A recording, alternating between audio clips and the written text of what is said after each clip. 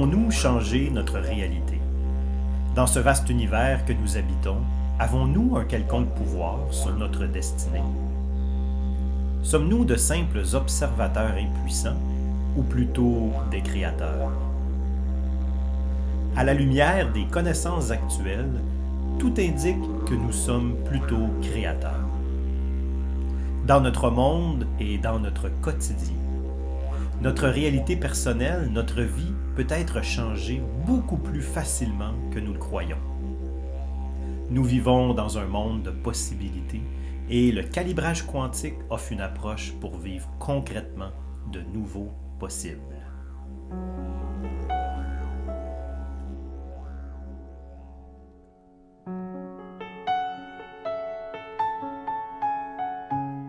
Cette approche est constituée de 3 clés, claires et précises. La première est l'unité, qui signifie se placer au niveau du cœur.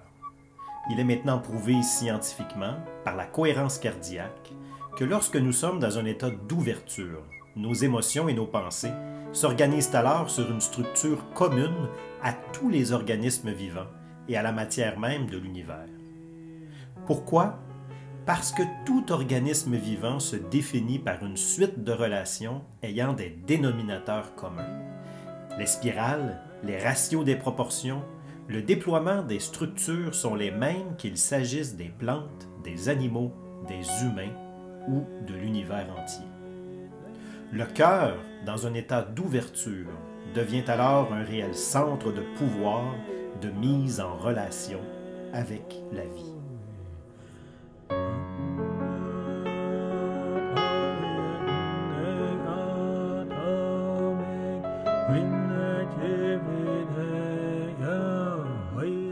La deuxième clé est de comprendre que la réalité est tout autre que ce que nous en croyons. La physique quantique nous enseigne que tout est interrelié au-delà du temps et de l'espace. Cette science nous apprend aussi que la réalité comporte de multiples possibles et que l'observateur en affecte les manifestations. La structure même de la réalité semble être un flot d'informations modifiables par l'observateur. L'idée que nous avons de ce qui constitue notre monde si tangible s'effrite pour laisser place à la possibilité de changer cette réalité.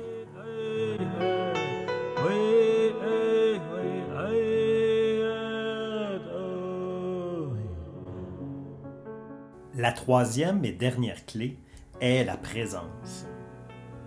Un état de présence qui n'est pas focalisation ni concentration.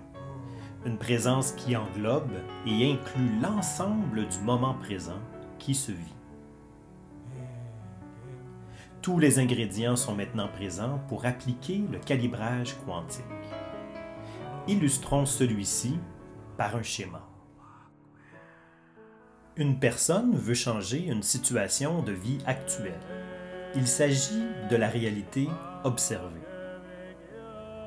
Au lieu que cette personne travaille avec sa volonté à modifier sa situation, elle imaginera à la place une autre réalité, dite réalité possible, où sa situation est différente. Par exemple, un objectif personnel atteint ou encore une santé physique optimale. Notre clé vue précédemment concernant la réalité nous a appris que l'univers est constitué d'un flot d'informations. Ainsi, il y aura communication entre ces réalités, car l'imagination est une réalité tout autant que la matière que nous touchons. Nous appliquons ensuite les 2 autres clés, soit la présence qui englobe le moment présent et l'ouverture du cœur. Cette prédisposition ouvre les voies de communication et l'information circule alors. La réalité de la personne sera informée. Cette réalité possible devient la réalité observée pour créer ainsi un nouvel état. Ce mode d'emploi offre des résultats stupéfiants. Il crée des conditions de lâcher-prise et permet de sortir des ornières de la volonté personnelle à tout prix qui laisse en fait très peu de place à la création de nouvelles possibilités. Cette approche dépasse les méthodes de pensée positive, de visualisation et d'autoprogrammation. Il s'agit en fait de travailler directement à partir de l'essence même que constitue la réalité en utilisant les étapes naturelles de création.